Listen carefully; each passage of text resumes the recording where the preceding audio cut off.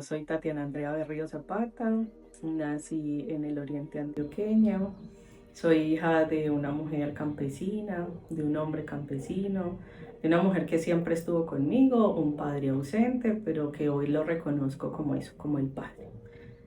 Hace mucho tiempo pensaba que mi mamá era el papá y la mamá, sin embargo, la vida me fue enseñando y mostrando que ninguno ejerce el papel del otro. Cada uno debe estar puesto en el lugar que le corresponde. La madre en la madre, el padre en el padre y yo en la hija. ¿Cierto? Y así volvemos como a ese lugar sistémico de la familia tan importante. Soy madre de dos hijos, Juan Esteban y Brisa. Para mí ellos son como el punto inicial de mi existencia realmente. Antes de ellos, lo único que sabía era que era estéril, que no podía tener hijos y que eso iba a ser una fantasía en mi existencia, porque eso fue lo que me dijeron desde más o menos los 16 años aproximadamente, que empecé una búsqueda de saber cómo estaba mi organismo, porque en ese tiempo sufría por el hirsutismo o el vello de la cara. Entonces a través de eso empecé a hacer o como una investigación con el propio cuerpo para saber qué era lo que estaba pasando en mí. Y en ese momento se dieron cuenta que tenía una desregulación hormonal, que esa desregulación me llevaba a que en ningún momento fuese fácil gestar la vida. De hecho, me dijeron que pues mi diagnóstico era ser estéril. Entonces, así caminé mucho tiempo pensando en que era estéril, pues no tenía como tampoco una ilusión mayor, aunque en mí estaba claro desde muy pequeña que iba a ser madre. Más o menos a los 25 años llega a mi existencia un primer diagnóstico que fue como el ombligo de toda la historia, ¿sí? Y es un diagnóstico de una esteatosis hepática grado 3. Es decir, está a puertas de un cáncer. Cuando yo me enfrento a ese diagnóstico, pues para mí se hace un paro por completo en la existencia, por varias razones. Una, pues enfermera académica, en ese momento laboraba como enfermera, pensaba y creía que tenía claridad de cómo funcionaba el cuerpo, pero en ese momento llegó una invitación súper grande y fue entender o empezar a comprender cómo realmente funciona el cuerpo más allá de lo académico que había aprendido y acompañado durante el tiempo de ejercicio de la profesión. Y desde ese momento empecé a estudiar otras cosas, otras maneras, otras formas, desde una promesa que le hice a mi madre de que no me iba a dar cáncer, que por su vida y por la mía iba a prometer que yo no iba a llegar al cáncer.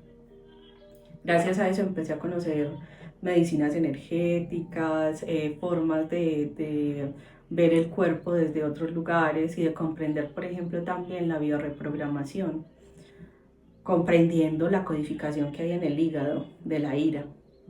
Y esa ira como una invitación de ir al reencuentro con el amor primario. Y ahí fue donde empezó ese lugar de reconciliación con el padre ausente, porque claro, antes era desde la ira, desde el dolor, y fue empezar a reconocer al padre. Para mí fue muy confrontativo porque yo creí que durante toda mi adolescencia y inicios de la juventud ya había hecho ese proceso, porque venía en un camino religioso muy devocional, con muchas cosas que me ayudaban a comprender también al ser humano y a perdonar, pero había una parte de mí que no lo sentía. Cuando empecé esa búsqueda y ese lugar codificado en el hígado de la ira, empecé a reconocer que tenía que volver al Padre, tal cual lo que es. Tal cual lo que es. Así me hubiese dolido mucho su ausencia, que ya es una cosa que puedo hablar con tranquilidad, pero que hace muchos años me generaba mucho dolor, mucha angustia. Y todo esto me llevó a seguir ese camino de autodescubrimiento, de regresar a mí, de escuchar el cuerpo de otra manera y de comprender que el cuerpo necesita ser escuchado más allá de lo que fisiológicamente nos dicen o de lo que nos dice un laboratorio, un médico, un especialista en salud. Más allá de eso hay un montón de cosas que están sin explorarse, porque resulta que nuestro cuerpo es todo un mapa de ruta para todo lo que somos.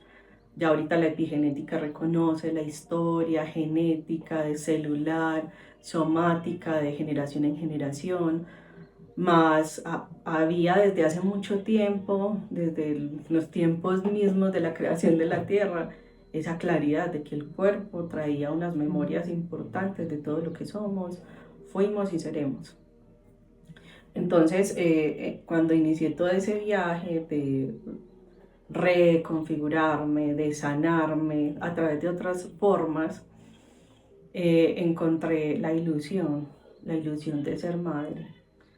Fui a hacerme unos procesos y unos chequeos hormonales porque el hígado regula todas las hormonas, pues es un gran regulador fisiológico para todo el funcionamiento del cuerpo femenino. Y lo hablo femenino porque este es el cuerpo que encarno, ¿cierto? Pero pues en el hombre también sucede. Pero lo estoy hablando así porque para mí es importante traer esa claridad. Y en todo eso que empiezo a reconocer y a observar que las hormonas y todo lo demás, el ginecólogo me dice, es posible que si hacemos un tratamiento de aquí a unos 5 años, posiblemente estemos teniendo luces para una gestación. Ya había avanzado el tratamiento del hígado, estaba supremamente bien y empecé un tratamiento de depuración mucho más fuerte del hígado y más o menos como a los 15 días de esa primera consulta empecé otra vez con sintomatología, con una sintomatología muy fuerte. Recuerdo mucho que en ese momento quien era mi jefe inmediata me dijo, yo no creo que eso sea tu hígado, yo creo que es un higadito. Se refería a una posible gestación y para mí llegó una ilusión muy grande, pero también miedo, confusión, porque era como, ¿y cómo es posible si yo no puedo gestar? O sea, lo sé desde hace mucho tiempo y el ginecólogo hace 15 días me dijo que de aquí a 5 años, apenas han pasado 15 días. Entonces ella me dijo, no, espérate, yo voy al laboratorio, traigo una tirilla y hacemos la prueba. Pues ella ingresa conmigo al baño, hacemos la prueba, hacemos ese primer test y salen 2 rayos, es decir, positivo para ser mamá. De ahí empieza también un lugar de agradecer inmensamente por cada pequeño instante, por cada pequeño día. Sí, para mí como que cada día era como un regalo maravilloso de estar gestando, porque yo no sabía lo que era gestar. Entonces yo tenía la ilusión que hasta donde estuviera, estuviera perfecto. Es decir, dentro de mí había como un deseo muy grande de ser madre, más también había un miedo muy profundo de no lograrlo. Pero estaba desde un lugar de rendición completa y era como voy a agradecer hasta donde sea posible. Y ese ser posible llegó hasta las 39 semanas que nació mi primer hijo. Un parto soñado, instrumentado, medicalizado, pero todo el tiempo consentido, porque tuve la dicha de parir en una institución donde yo había trabajado y donde era reconocida por haber sido una muy buena jefe. Entonces no tuve en ningún momento ningún proceso de violencia, aunque hubiese sido un trabajo medicalizado e instrumentado. Que tenemos también la romantización de creer que solo es respetado lo que es totalmente natural y no tiene ninguna intervención. Pero cuando la madre lo consiente y consiente la intervención y conoce los riesgos y conoce todo lo que puede suceder, ahí no hay violencia. Y mucho más cuando es consciente, ¿cierto? Recuerdo que dentro de todo eso había algo que yo no aceptaba y era la epidural. Aceptaba muchas otras maniobras, muchas otras medicalizaciones, pero la epidural no la aceptaba. Y todo el tiempo me lo respetaron, aunque les parecía muy adverso de mi parte, porque para ellos era como te puedes evitar este dolor. Sin embargo, me lo respetaron. Y ahí empezó otro proceso, y es el proceso del posparto. Y con el proceso del posparto, comprender cómo cada dinámica que yo vivía con el bebé me traía mensajes de mí. Entonces empezó el proceso de la lactancia y con la lactancia la apertura de miles de heridas que yo ni siquiera sabía que existían, que ni siquiera sabía que las había vivenciado en algún momento de la existencia. Sentir el vacío y la ausencia de un masculino medianamente presente, entonces sintiendo de nuevo la ausencia del masculino, igual como había sido en mi historia como hija. Ahora ya como compañera, como pareja, como familia, también viviendo esta misma situación. Y todo lo vivenció mis tetas, mis mamás. Entonces se agrietaron, llegó una perla de leche, llegaron un montón de signos que luego empecé a reconocer lo que cada signo traía a mi historia. Dentro de todo ese proceso lo pudimos transitar, lo pudimos llevar a cabalidad y a los 18 meses de mi hijo, que tenía ya de vida, llega la segunda gestación. Con esta segunda gestación llega de nuevo como un montón de cosas porque esta gestación no había sido planeada.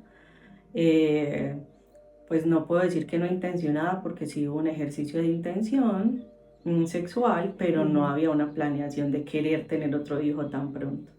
Sin embargo, le dimos apertura, que llegara a recibirla con todo el amor y Brisa, que es mi segunda hija, me trajo la posibilidad de reconocer una herida profunda de mi ser y era la herida de la violación. Entonces, mientras iba gestándola, tenía pequeños esbozos, pequeños recuerdos de que algo había sucedido, que yo como que lo había olvidado. Al preguntarle a mi mamá, parecía como si mi mente lo estuviera inventando. Entonces no tenía mucha claridad. Sin embargo, a la semana 32 tuve una amenaza de parto prematuro. Y en esa amenaza de parto prematuro fui hospitalizada. Mientras estaba hospitalizada, fui acompañada por mi dula y mi dula me ayudó a transitar lo que estaba pasando con el cuerpo y a reconocer lo que el cuerpo venía a traer. Y era que en mi cuerpo, dentro de mi vientre, se peleaba el recuerdo de la violación, del abuso con mi hija. Y ese recuerdo hacía que se dieran todas estas expansiones, contracciones y que se empezara a dilatar un poco también mi cuello cervical. Entonces, al poder reconocer eso, supe claramente que sí había existido y que yo no me lo estaba inventando. Y reconocí cómo esa amenaza de parto me traía ese recuerdo. No con esto quiero decir que entonces todas las que tengan amenaza de parto prematuro entonces tuvieron un abuso, porque para cada uno la lectura del cuerpo es completamente diferente. Yo solo estoy contando lo que fue para mí.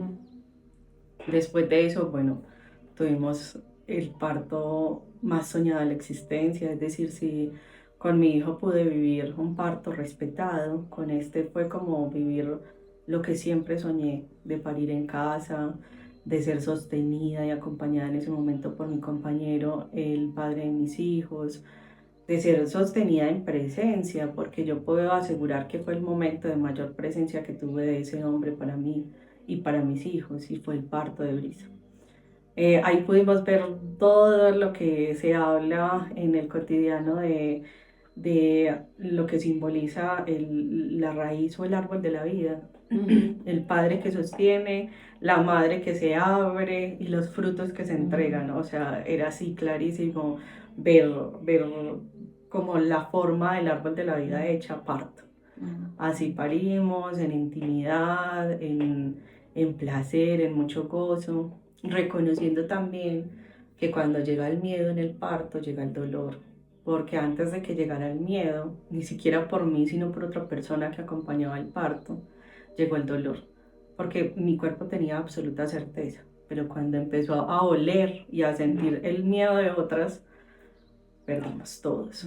Y yo empecé a transitar el dolor después de haber vivenciado un trabajo de parto en placer completo. O sea, sentía como las expansiones, las contracciones, se sentían placer, desde la punta del pelo hasta la punta de los pies. Y esto me volvió a traer como ese recuerdo de el cuerpo vive todo, el cuerpo siente todo. Sí, es como que mi cuerpo no solo siente lo que yo soy, también siente lo que comparto y vivo con los demás. Resonante, ¿cierto? Todo el tiempo. Y entonces hoy la ciencia habla de hormonas espejo, como al estar con el otro o con la otra se puede sincronizar hasta el sangrado menstrual, o sea, se sincronizan todas nuestras hormonas porque como yo esté, voy a hacer una acción en el otro que va a traer una consecuencia, que va a traer una reacción. Y así nos habitamos todos siempre, ¿cierto? Es como vivimos en una alquimia y cada vez que nos juntamos con el otro estamos haciendo alquimia con el otro. Y nuestro cuerpo es el que lo vive, el que lo habita, así yo tenga claridad o no de lo que estoy sintiendo. Entonces, con el parto de Brisa recordé inmensamente un sueño que tenía desde los 17 años, que le escribí en mi primer mapa de los sueños, y era el sueño de parir en casa y acompañar partos en casa. Entonces con ese sueño empecé después a estudiar partería y cuando empecé a estudiar partería es como si hubiese pasado una hoja gigante de la existencia. Porque claro, cuando yo empiezo a estudiar partería, creo que lo que voy a hacer es a recibir la vida humana. Y eso era lo que me daba un montón de gusto, y decir como, wow, voy a recibir vida humana.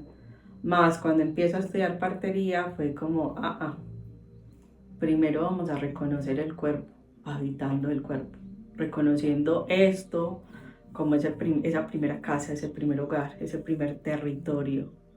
Y cuando ya tengas claro que este es tu primer territorio, ahí sí vas a poder acompañar otros territorios. Y para mí fue como, ay, creo que la estamos haciendo mal, porque dentro de la academia, que hasta en ese tiempo, cuando empecé a estudiar, yo ejercía como docente de enfermería. En la academia todo el tiempo nos dedicamos a que el otro aprenda de cuerpos externos, no que se autoexperimente en su propio cuerpo. Y eso para mí empezó a ser un cambio totalmente radical de cómo debe hacerse ese relacionamiento con el cuerpo. Porque claro, la ciencia médica viene y nos trae fisiología, comprobado y no sé qué, pero la comprobación real está en la vivencia personal de cada ser y en cómo cada ser puede habitar su propio cuerpo. Entonces a través de eso empiezo también otro camino y es el camino de ahora yo ya no quiero transgredir el cuerpo del otro, quiero acompañar a que el otro reconozca sus memorias, reconozca este cuerpo como un territorio propio, personal, y a través de eso empiece a conocerse, a volver a sí mismo, a encontrarse, a escuchar lo que olvidó escuchar de su cuerpo miles de veces y su cuerpo le grita, porque cada síntoma que tenemos en el cuerpo es un lugar de no escucha de nuestro ser, que puede que se dio ayer, pero puede que se haya dado hace 20, 30 años y nuestro cuerpo todavía esté ahí necesitando que escuchen ese pedacito. Entonces desde ahí empecé a acompañar de manera diferente a las mujeres especialmente y hoy me dedico a acompañar mujeres en la valorización de sus decisiones a través de las memorias del cuerpo. Hay algunos hombres que también acompaño, muy desde el sentir del hombre, más no es algo que abro públicamente, porque me siento en mucha más confianza acompañando el cuerpo que yo transito y es el cuerpo de mujer. Eso no quiere decir que un hombre que quiera no tenga las puertas abiertas en la montaña, sino que pues no es mi fuerte ni mi prioridad, ¿cierto? Mi prioridad es acompañar a mujeres a gestionarse a través de las memorias del cuerpo, con diferentes terapias, con diferentes maneras, pero siempre recordando y reconociendo las memorias que se transitan en el cuerpo, que a veces las hacemos a través de la palabra, a través del tejido, a través de una lectura del cuerpo, a través de masajes, a través de terapias, a través de alimentos, a través de caminatas, bueno, a través de un montón de herramientas que podemos tener, que son muy especiales y muy importantes para poder volver a habitar este cuerpo, para volver a sentir este cuerpo, para volver a mí una y otra vez, ¿sí? Porque pues es muy fácil salirnos de nosotros. Entonces, a veces somos como que le ponemos tanto lugar al ruido del juicio, al mirar a la afuera, que mientras hacemos ese señalamiento y ese juicio, lo que estamos haciendo es darle por completo la energía al otro para que el otro haga con nuestra energía lo que quiera. Y cuando volvemos a nuestro cuerpo, sentimos nuestro cuerpo, en este cuerpo de mujer sentimos nuestra matriz, reconocemos el latido de nuestro corazón, reconocemos cómo estamos respirando, cómo estamos caminando, cómo estamos hablando, volvemos realmente a lo que somos, a ese recuerdo primal que trae la placenta con cada uno de los seres de la tierra. Entonces siento que ese es como mi misión y mi propósito más grande y es recordarle a las mujeres y también a algunos hombres sensibles que pueden volver a su cuerpo, que pueden volver a su memoria, que pueden volver a su origen y que no es desde esta necesidad de reparar o sanar, sino de recordarse, porque tenemos un montón de cosas que nos llevan una y otra vez, sana tu niño interior, sana esto, o sea, es como si estuviéramos inmensamente enfermos y no necesitamos recordarnos enfermos, necesitamos recordarnos completos, así como cuando decidimos venir a esta tierra y formar en el vientre de la madre un lugar que nos protegiera, esa telita que se llama el coroamnios que nos da un lugar de protección y es un lugar que nos recuerda que somos hogar. Entonces, siento que eso es lo que vine a hacer, a recordarle a muchos que somos el primer hogar, el más importante y el que necesitamos recordar, volver al hogar una y otra vez.